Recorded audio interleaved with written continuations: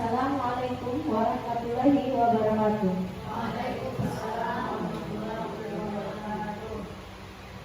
Puji syukur kehadirat Allah Subhanahu wa Ta'ala yang mana kita bisa berkumpul di tempat ini dalam acara webinar diseminasi modul 1.4 budaya positif aksi nyata.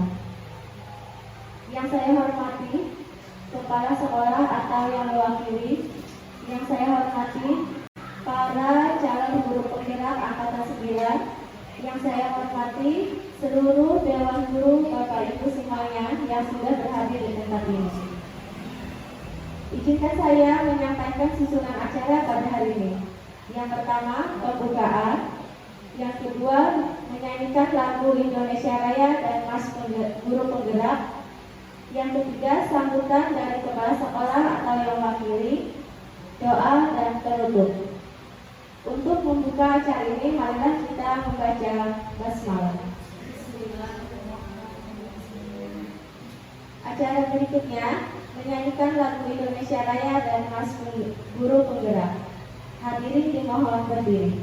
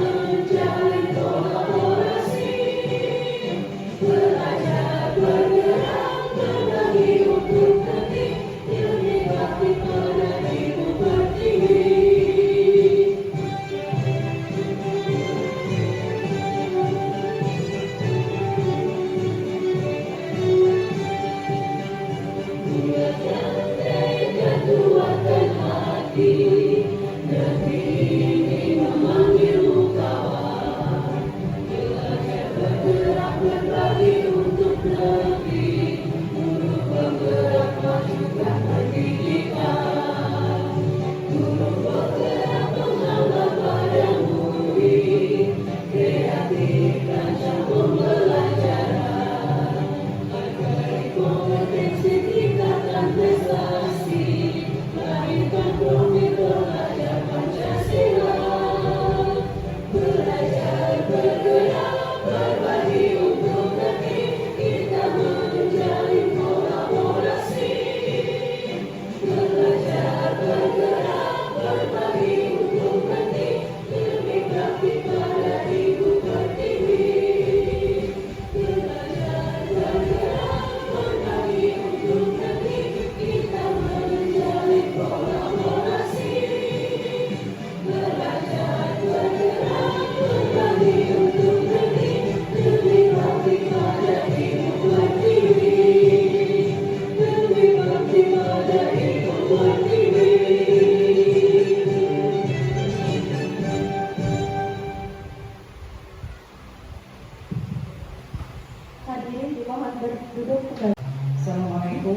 warahmatullahi wabarakatuh.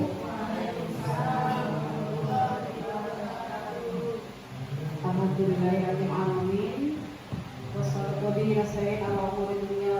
Wassalatu wassalamu ala asyrafil anbiya'i wal mursalin wa ala alihi wa ashabihi ajma'in. Puji syukur kepada Allah Subhanahu wa taala sehingga kita dapat berkumpul di ruangan ini untuk melaksanakan diseminasi modul 1.4 budaya positif aksi nyata.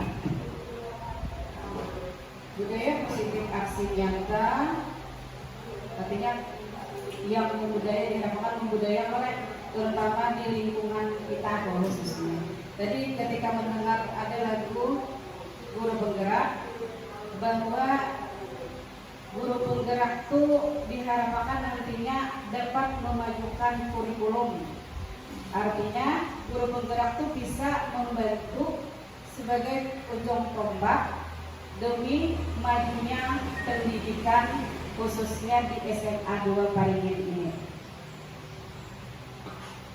Adapun budaya yang saya tangkap tadi, yaitu budaya khususnya adalah karakter.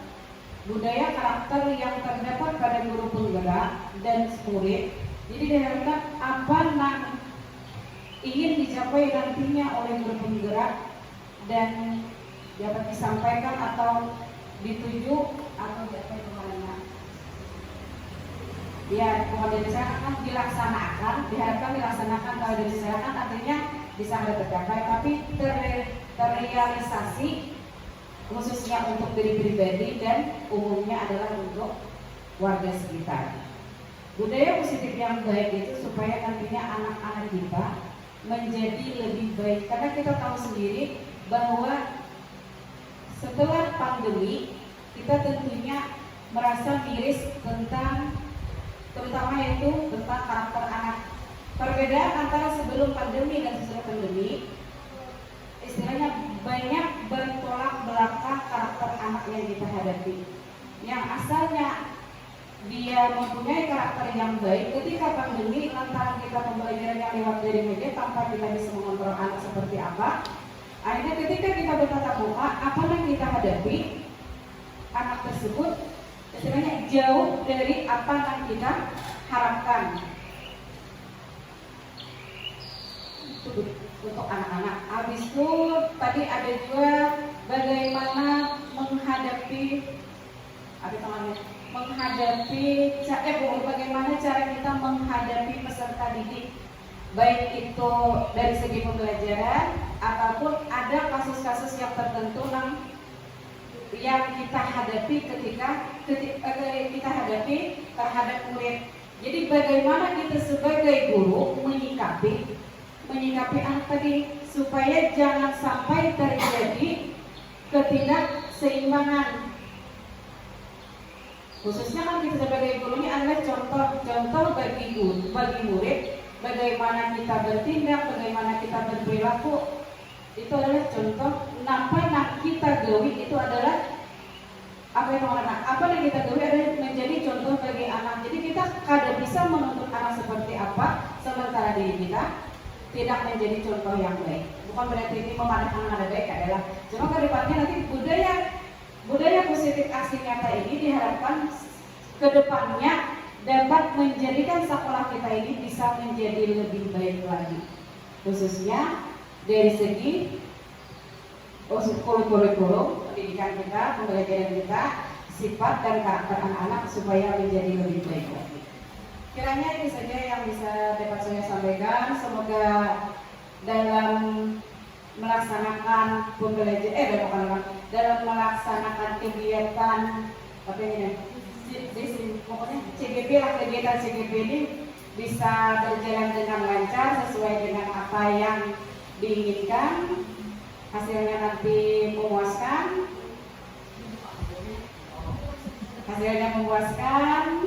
bagi yang melaksanakan hari ini dan bagi calon-calon guru penggerak nantinya. Untuk mempersingkat waktu, baiklah untuk kegiatan diseminasi modul 1.4 budaya positif aksi nyata CGP angkatan 9 SMA 2 Paringin, saya nyatakan Dengan mengucap Bismillahirrahmanirrahim dibuka.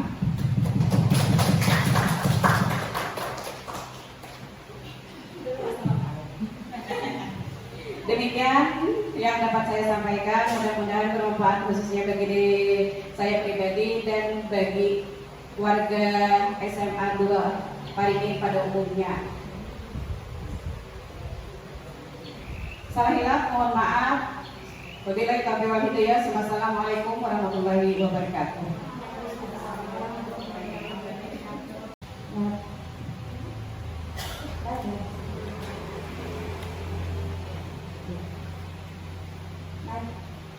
Nah, sebagai pendidik, tujuan kita adalah menciptakan anak-anak yang memiliki disiplin diri. Kita mempunyai tujuan itu.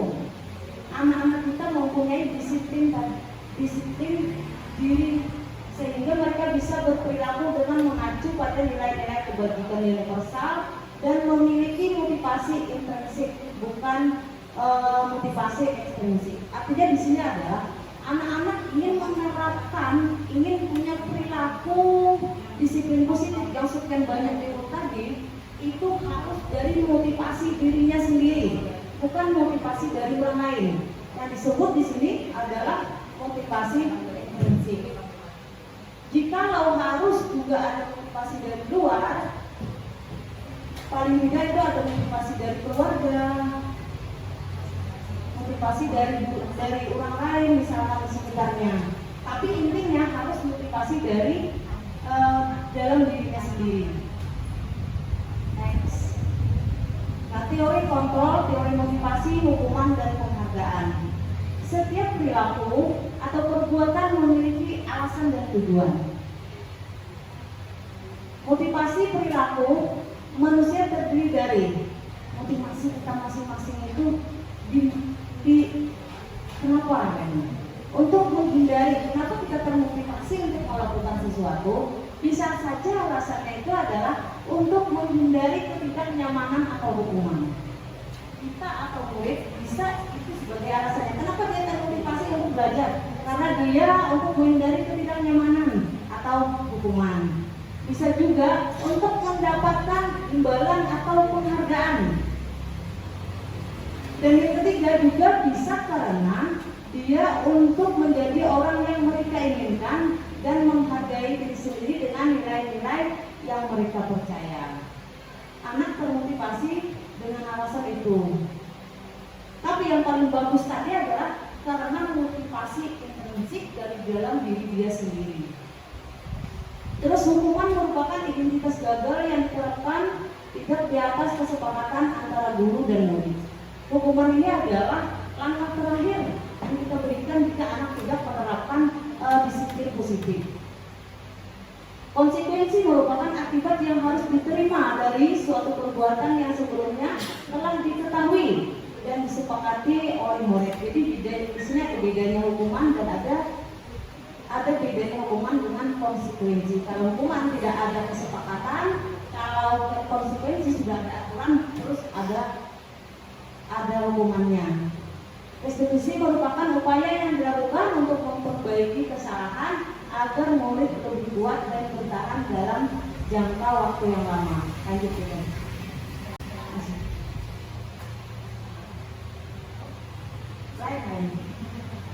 Oke, berarti untuk materi disiplin positif hanya sampai tadi saja. Pada intinya saya refleksi bahwa disiplin positif tadi adalah erat hubungannya dengan nilai-nilai kebajikan yang ada pada umur tadi. Nanti bisa saya share materi itu ke teman-teman.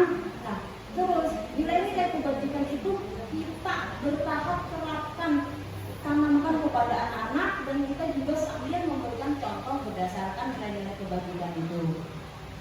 Mungkin hanya itu yang dapat saya sampaikan. Salam, mohon maaf. Wassalamualaikum warahmatullahi wabarakatuh.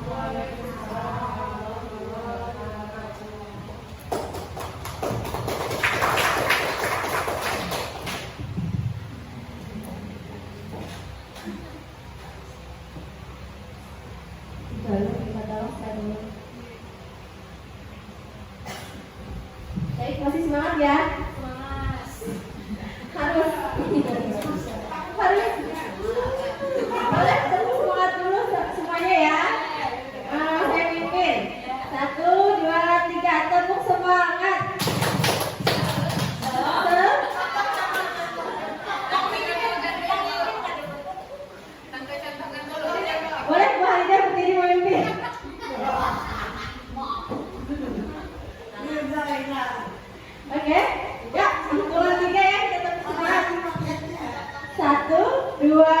ya? Tepuk semangat. Semangat. Semangat. Oke, kita kembali. Oke, terima kasih ya. Baik, kita lanjutkan untuk materi berikutnya yaitu membuat keyakinan kelas. Saya rasa sebelum saya menyampaikan materi ini, kalian pasti pernah atau sudah melaksanakan membuat keyakinan kelas. Biasanya di sini disebut dengan kesepakatan kelas. Ya kan Bapak Ibu? Ya. Oke, boleh slide berikutnya Ibu. Oke, terlihat ya jelas keyakinan kelas.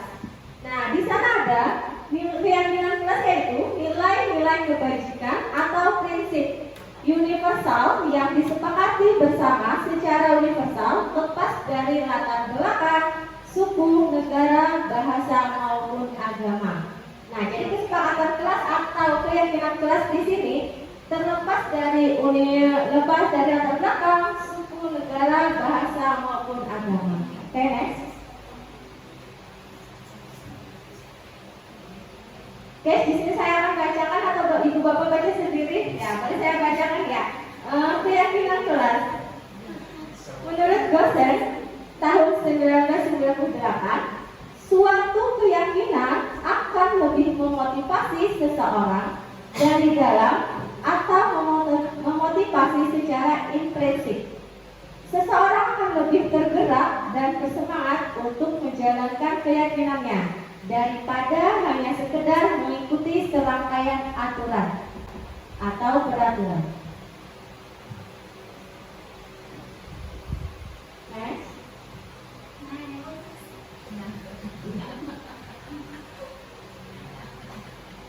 Oke, di sini ada apa fungsi keyakinan kelas? Nah, di sini apa fungsi keyakinan kelas yaitu menciptakan keyakinan di dalam kelas bukan hanya tentang membangun kepercayaan siswa terhadap kemampuan akademik mereka, tetapi juga tentang menciptakan lingkungan belajar yang mendukung, aman, dan inklusif. Jadi fungsi dari keyakinan kelas yang kita buat biasanya di kelas Bapak Ibu itu membangun kepercayaan. Jadi anak-anak tidak terfokus pada aturan yang kita bikin, tapi mereka membangun sendiri keyakinan kelas mereka tersebut, yaitu dengan berdiskusi bersama-sama di dalam kelas atau kelas tersebut, lalu kalian membuat keyakinan kelas tersebut. Oke, boleh lanjut. Oke, di sini saya akan menuliskan sedikit langkah-langkah membuat keyakinan kelas. Yang pertama, membuat ruang diskusi. Biasanya Bapak Ibu membuat ruang diskusi kan di luar kelas, terus mencatat. Jadi setiap ada keyakinan atau saran, kritik, usulan, nah di situ dicatat, merumuskan keyakinan, tinjau. Jadi harus ditinjau tahap demi tahap, tidak hanya sekali membuat langsung permanen, tidak Bu. Jadi harus ditinjau. Misalnya 2 bulan atau 3 bulan sekali boleh. Terus berikutnya membuat pernyataan keyakinan, tanda tangan. Ya, jadi tanda tangan di kelas. Semua kelas atau semua warga kelas itu tertanda tangan, termasuk wali kelas Bapak Ibu tersebut. Terakhir dipajang, boleh dipajang di pojok, di belakang, di depan, itu terserah. Oke, lanjut. Cara membentuk keyakinan kelas. Nah, di sini melibatkan semua warga kelas. Terus tidak terlalu banyak, jadi tidak membosankan Bapak Ibu. Kalau banyak, jangankan membaca. Dia mau mendengarkan aja nggak mau, ya kan? Tuh di sana ada lagi, sehingga mudah diingat dan dipahami. Menggunakan kalimat positif. Menggunakan kalimat positif tersebut mungkin kemungkinan Bapak Ibu sudah tahu. Artinya tidak menggunakan kata tidak. Jadi misalnya, kan kita biasanya begini, tidak boleh makan di kelas. Kalau bahasa positifnya bagaimana Bapak Ibu? Ada yang bisa sudah? Atau yang sudah tahu? Mungkin berbahasa Indonesia tahu? Ya Bu Dewi, boleh berikan kalimat positif untuk keyakinan kelas.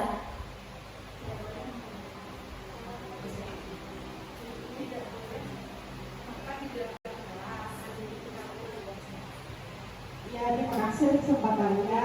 Di sini saya akan mencoba memberikan kalimat positif. Anak-anak bisa makan dan minum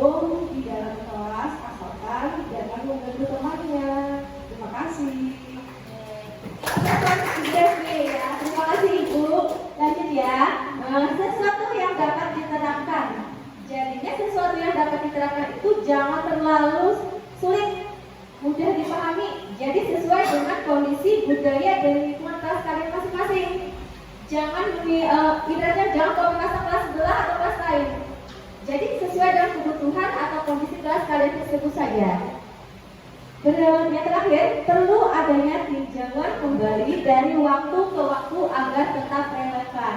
Nah, yang ini yang saya maksud tadi. Jadi habis satu kali kalian bikin kesepakatan kelas, bukan itu untuk waktu 1 semester Bapak Ibu. Jadi boleh 2-3 bulan ditinjau lagi.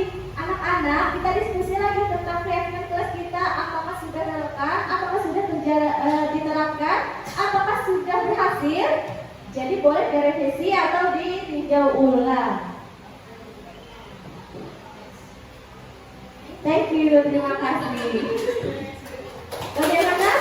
Kita dipahami ya? Baik, cukup sekian. Terima kasih. Wassalamualaikum warahmatullahi wabarakatuh. Baik, kita lanjutkan materi berikutnya dari Destinita Sadara. Waktu dan tempat kami persilahkan.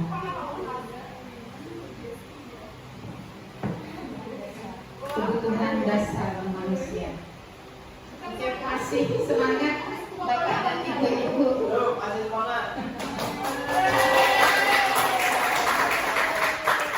Iya.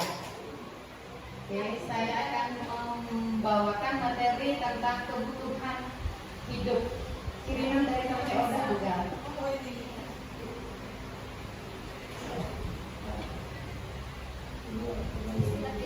Ya. Sebelum kita lanjut kepada materi yang ketiga tentang kebutuhan dasar hidup, kita tepuk kwek-kwek dulu ya. Saya serahkan kepada Ibu Galuh. Iya, Harus supaya kolaborasi. kita semangat Bapak Ibu, kita speaking dulu ya. Jadi di sini Bapak Ibu pasti tahu dengan lagu Potong Bebek Angsa.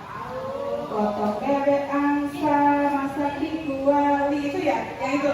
Nah, sekarang kita ganti syairnya dengan untuk kelompok yang dari budaya lintas ke belakang diganti dengan wak wak wak wak wak wak wak wak wak wak wak wak wak wak wak gitu ya. Untuk yang kelompok budaya ke belakang diganti dengan wak wak wak wak wak gitu ya.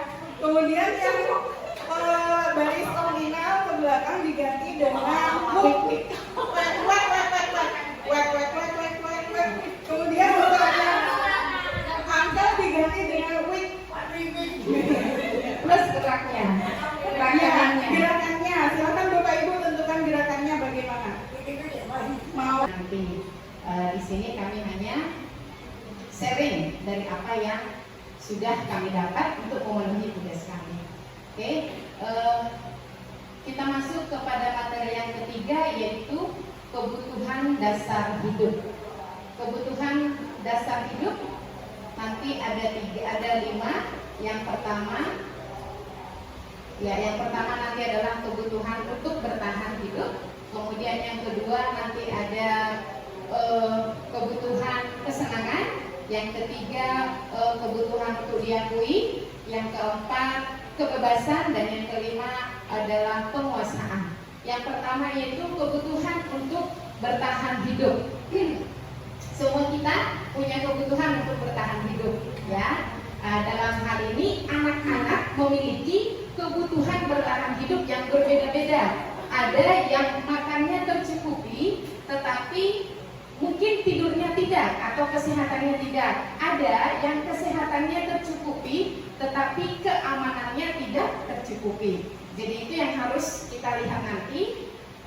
Bagaimana kebutuhan bertahan hidup di setiap anak. Ya, biasanya kalau kebutuhan hidup ini tidak terpenuhi, katanya sesuai yang kami pelajari, maka akan ada muncul permasalahan. Jadi setiap permasalahan yang kita hadapi di kelas itu ada alasannya, yaitu salah satunya mungkin apa kebutuhan dasar hidupnya yang tidak terpenuhi. Mungkin kebutuhan bertahan hidup di sini tadi bersifat fisiologi, yaitu kesehatan, rumah, dan makanan. Bahkan kebutuhan biologis sebagai bagian dari proses reproduksi, termasuk kepada kebutuhan untuk tetap bertahan hidup. Juga termasuk merasa amankah ada dia di rumah, merasa amankah tidak dia di dalam kelas. Itu yang perlu kita lihat nanti untuk anak-anak yang misalnya bermasalah. Berikutnya, kebutuhan dasar yang kedua yaitu kasih sayang dan rasa diterima, ya. Kita pasti tahu ini di kelas kita, yaitu kebutuhan untuk diterima. Ada anak-anak tertentu yang merasa mungkin di rumah tidak diterima atau kurang diterima oleh keluarga, maka di sekolah dia pengen diterima, pengen diakui, gitu ya. Di sini yaitu untuk disayangi dan diterima meliputi kebutuhan akan hubungan dan koneksi sosial, kebutuhan untuk memberi dan menerima kasih sayang, dan kebutuhan untuk merasa menjadi bagian dari satu kelompok. Ada anak yang sensitif, ketika dia datang ada yang bergerombol, maka dia akan menjauh, dia merasa tidak diterima. Tapi ada juga anak merasa itu hal yang biasa aja, karena di rumah dia sudah merasa sangat diterpuaskan dengan kebutuhan ini, ya. Kemudian kita lanjut aja ya. Kita lanjut kebutuhan yang ketiga, yaitu kebutuhan pengakuan atas kemampuan. Nah, ini kita dapati di sekolah kita. Kebutuhan untuk diakui atas kemampuannya atau disebut dengan kebutuhan penguasaan. Kebutuhan ini berhubungan dengan kekuatan untuk mencapai sesuatu, menjadi kompeten, menjadi terampil, diakui atas prestasi dan keterampilan kita, didengarkan dan memiliki rasa harga diri, ingin didengarkan, ya. Kalau di kelas Ibu Yun mungkin ada anak kan yang pengen tampil. Hampir di setiap kelas itu ada, di kelas saya juga ada ingin tampil. Ada yang berani untuk mengucapkan, ada yang tidak berani. Tetapi dari tingkah lakunya kita tahu. Nah, itu kebutuhan-kebutuhan yang harus kita ketahui anak ini.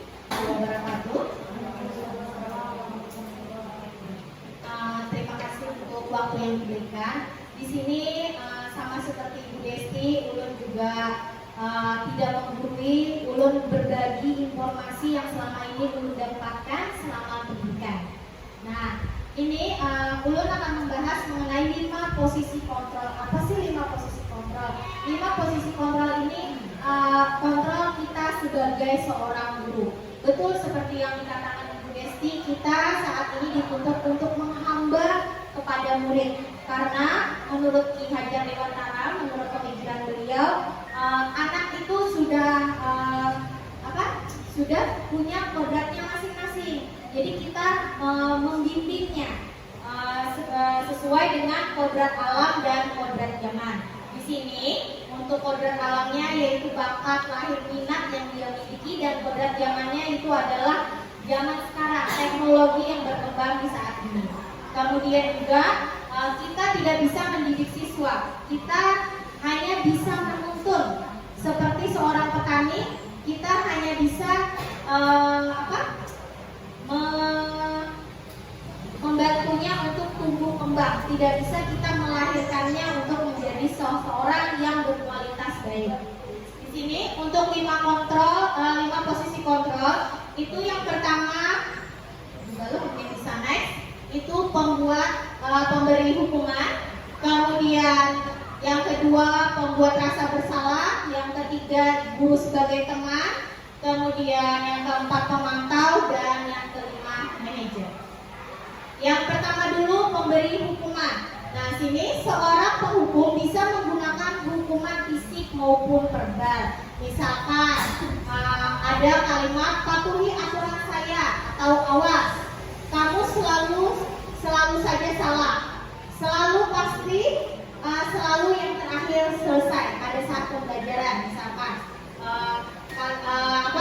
kalimatnya berupa suruhan, ya. Itu bedanya antara nanti ada hukuman, konsekuensi, dan restitusi. Kalau hukuman itu secara sepihak dan itu langsung. Kalau konsekuensi itu kita aturan yang sudah kita sepakati, kita sebagai guru dengan siswa. Dan kalau restitusi itu adalah upaya kita bagaimana caranya untuk mengkondisikan, memperbaiki suatu masalah. Kemudian sebelum belum ya, untuk memberi hukuman di sini, kalau kita memposisikan guru sebagai pemberi hukuman, itu hasil yang didapatkan kemungkinan anak pasti akan marah, kemudian mendendam atau bersifat agresif. Bisa juga sesudah duduk, sesudah mendapat hukuman, murid akan mencoret-coret bukunya atau meja tulisnya. Yang lebih buruk lagi, sepulang sekolah murid bisa melihat motor atau mobil bapak ibu guru dan akan menggores kendaraan tersebut dengan paku. Jadi dia mengekspresikan kemarahannya kalau dia dihukum. Itu kalau posisi kita sebagai pemberi hukuman untuk posisi kontrol. Kemudian posisi kedua yaitu kita sebagai pembuat rasa bersalah. Nah, di sini untuk pembuat rasa bersalah, mungkin kalau menurut ini dengan intonasi nada bicara yang halus, yang lembut ya. Di sini pembuat rasa bersalah akan menggunakan keheningan yang membuat orang lain merasa tidak nyaman, bersalah atau rendah diri. Misalkan kalimatnya, ibu sangat kecewa sekali dengan kamu. Kemudian berapa kali bapak harus memberitahu kamu ya. Kemudian lagi gimana coba kalau orang tua kamu tahu kamu berbuat seperti ini. Nah, hasil yang didapatkan, hasil perasaan yang akan didapatkan oleh anak, murid akan merasa bersalah, pasti sudah ya. Bersalah telah mengecewakan ibu dan bapak gurunya. Kemudian lagi murid akan merasa menjadi orang yang gagal dan tidak sanggup membahagiakan orang lain. Yang ketiga, kadangkala sifat ini lebih berbahaya daripada sifat penghukum. Padahal kita dengan nadanya dengan halus. Nah, murid akan tertekan. Seperti inilah yang tiba-tiba bisa meletus amarahnya dan bisa menyakiti diri sendiri atau orang lain. Itu untuk posisi kontrol pembuat rasa bersalah. Dia mengerjakan tugas. Nah, kita pantau pada jam istirahat dia harus mengerjakan tugas dan kita juga di posisi itu harus tahu apa sih sampai mana sudah cara kerja atau pekerjaan yang telah dilakukan anak tersebut. Next. Ini poin kelima yaitu manajer, di mana kita memposisikan diri itu sebagai manajer. Manajer di sini adalah posisi di mana guru berbuat sesuatu bersama dengan murid, mempersilahkan murid mempertanggungjawabkan perilakunya, mendukung murid agar dapat menemukan solusi atas permasalahannya sendiri. Di sini ulun menampilkan sebuah kasus ya, kasus pembicaraan antara guru dengan murid. Itu ada gurunya dan Adi. Di sini kata ibu guru, Adi, apakah kamu mengetahui jam berapa sekolah dimulai? Tahu Pak, jam 7. Ya, kamu terlambat. Kira-kira bagaimana kamu memperbaiki masalah ini? Saya akan menanyakan teman Pak untuk mengejar tugas yang tertinggal karena si Adi ini terlambat, kemudian pelajaran sudah dimulai. Jadi dia kata Adi akan mengejar tugas yang tertinggal dengan bertanya kepada teman. Kemudian baik, itu bisa dilakukan. Apakah besok akan ada masalah lagi untuk kamu? Akan ada masalah untuk kamu agar bisa hadir tepat waktu ke sekolah? Tidak Pak, saya bisa hadir tepat waktu. Baik, saya hargai usaha kamu untuk memperbaiki diri. Jadi posisi manajer ini kayak caranya kita memposisikan diri, jangan menyalahkan anak. Kita cari solusinya bersama anak. Nah, itu kalau dari percakapan. Kemudian next dulu. Nah, pada posisi manajer ini akan menghasilkan suara guru sebaiknya tulus ya. Hasil yang didapatkan tidak perlu ada nada bicara tinggi, halus, itu tidak perlu. Kita tidak perlu menggunakan emosi. Jadi suara guru sebaiknya tulus, tidak perlu marah, tidak perlu meninggikan suara, apalagi sampai menunjuk-nunjuk jari ke murid, berkacak pinggang atau bersikap seolah-olah menyesal tanpa sedih sekali akan perbuatan murid atau bersenda gurau menempatkan diri sebagai teman murid. Jadi sebagai manajer kita punya wibawa tersendiri. Tuh. Kemudian lagi fokusnya ada pada murid, bukan untuk membahagiakan guru atau orang tua. Murid sudah mengetahui adanya suatu masalah dan sesuatu yang perlu terjadi. Kemudian lagi, bila guru mengambil posisi pemantau, guru akan melihat apa konsekuensinya, apa peraturannya. Jadi kalau guru sebagai pemantau itu bisa lihat konsekuensi itu apa sih dari peraturan yang telah dibuat di sekolah, konsekuensi yang didapatkan apa, dan murid mengetahuinya. Namun pada posisi project manager, guru akan memberikan tanggung jawab pada murid untuk mencari jalan keluar permasalahannya. Jadi ketika misalkan anak ini, siswa ini terlambat, guru itu lihat peraturannya, konsekuensinya seperti apa, dan anak mengetahuinya. Kemudian guru membimbing anak untuk menyelesaikan dengan tanggung jawab dengan caranya sendiri, tapi tetap kita bimbing. Itu kalau untuk posisi manajer. Next, nah, di sini posisi kontrol apa yang Bapak Ibu impikan untuk dilakukan nantinya? Ini mungkin bisa Ibu jawab dengan dalam hati aja ya, bisa Bapak Ibu jawab dalam hati. Bagaimana, apakah ulun hendak jadi posisi, tadi ada pemberi hak hukuman, kemudian pemberi rasa bersalah, terus ada pemantau, teman, dan manajer. Mungkin sekian dari ulun yang akan dilanjutkan oleh kami lalu. Terima kasih. Assalamualaikum warahmatullahi wabarakatuh.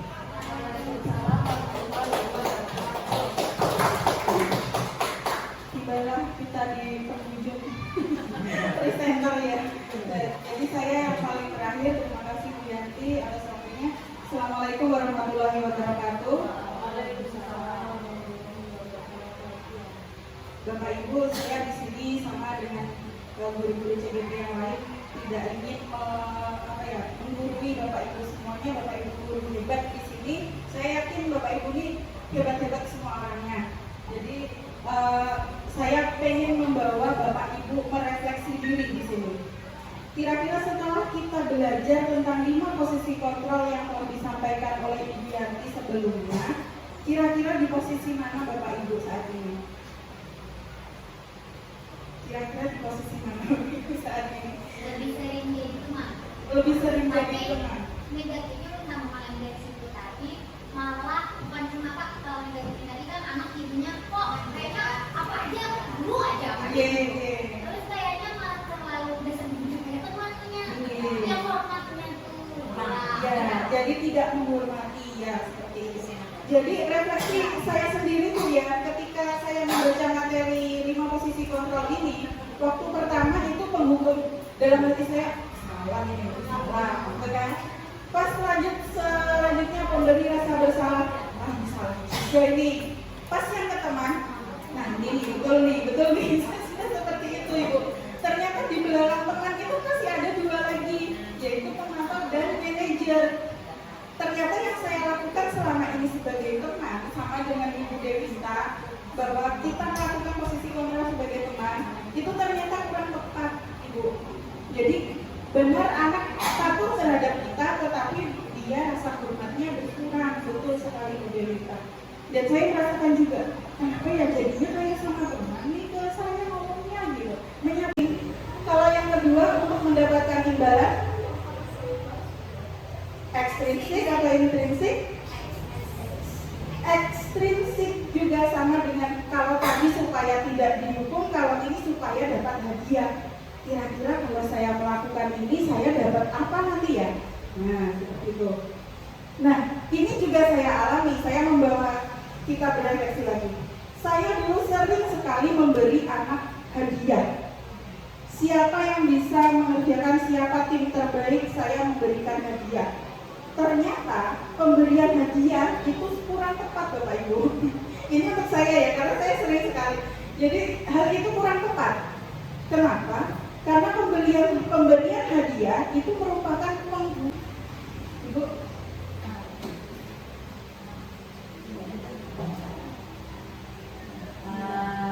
saya mau menanggapi menanggapi pertanyaan yang kedua tadi, itu sama halnya waktu kami diskusi kemarin, pertanyaannya hampir sama. Ketika kita memberikan respon yang seperti tadi, kasih sayang berlebihan, anak malah memberikan respon yang negatif. Itu pernah ditanyakan. Saya setuju seperti yang dijawab juga tadi. Kita sebagai seorang guru tidak hanya memposisikan diri sebagai di satu fungsi kontrol. Kita bisa semua, bisa kadang bisa sebagai manajer, bisa penghukum, bisa sebagai pemantau, bisa sebagai teman. Nah, jadi ketika kita diberi respon negatif yang seperti tadi, jadi kita rubah posisi kontrol kita, lebih kita tegasi anak itu, supaya kita lebih dihormati kayak dari begal tadi. Nah, jadi pada intinya karena kita diperbolehkan saja berpindah posisi tadi, jadi kita ambil langkah yang seperti itu. Kadang kita di pelajaran kalau kita terlalu memperhatikan satu anak, itu kan kayak saya memberikan perhatian yang lebih nih, kebutuhan kasih sayang. Terus ketika kita memberikan ke anak yang lain, dia misalkan lagi memahami ini karena pembelajaran lagi menggunakan HP, dia kesenangan, saking senangnya dengan HP itu dia salah guna sama fungsi. Nah, di situ kita kalau misalkan kita biarkan dengan posisi kasih sayang dan kesenangan, anak bisa memberikan respon yang negatif. Jadi kita bisa di situ sebagai posisi penghukum atau posisi manajer. Jadi seperti itu salah satu solusinya. Mungkin ibu yang lain ada yang mau. Bagaimana ibu dengan jawaban yang tiga menit? Ya boleh kalau tidak dijawab dulu ya Bu. Ya, nomor 3 tadi contoh kebutuhan kebebasan.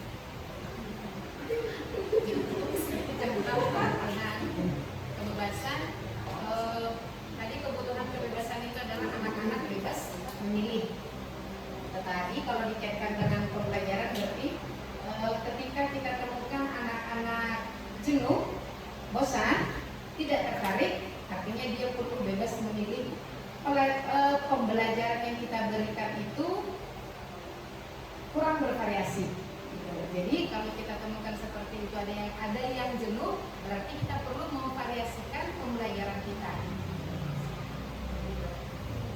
Ya, mana menjadi benar? Berarti kontrol yang paling pas itu sebenarnya ya kita memposisikan diri sebagai manajer kan ya. Ya, terima kasih. Jawabannya saya puas sekali. Assalamualaikum warahmatullahi wabarakatuh. Ya baik, kalau tidak ada pertanyaan lagi, ya baik dari Devi.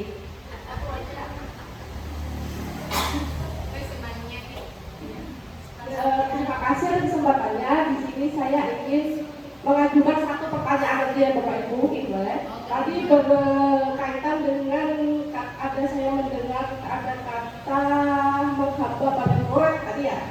Bagaimana kata-kata menghamba pada murid ini dikaitkan dengan sebuah akronim yang sering kita dengar, guru adalah akronimnya digugu lan ditiru, artinya guru itu sebagai panutan. Bagaimana dengan akronim itu hubungannya antara menghamba dengan murid? Terima kasih saja.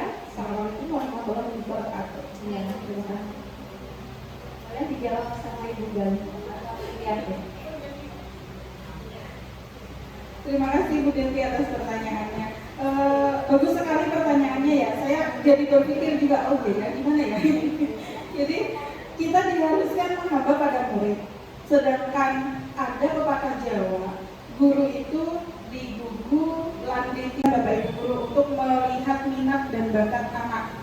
Jadi ketika kita tahu minat dan bakat anak, kita ikuti. Nah itu yang dimaksud dengan menghamba. Kita ikuti. Kamu maunya seperti apa nak?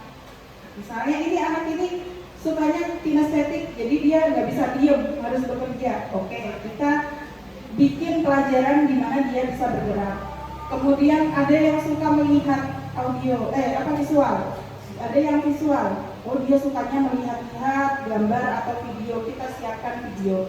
Nah, menghamba di situ seperti itu Bu Devi. Terus yang gurunya tadi itu kita menuntun. kita lihat akan anak tuh mau seperti apa, silakan. Tapi kita tuntun, kita dampingi. Kalau dia maunya, saya mau main di luar, tetapi dia mainnya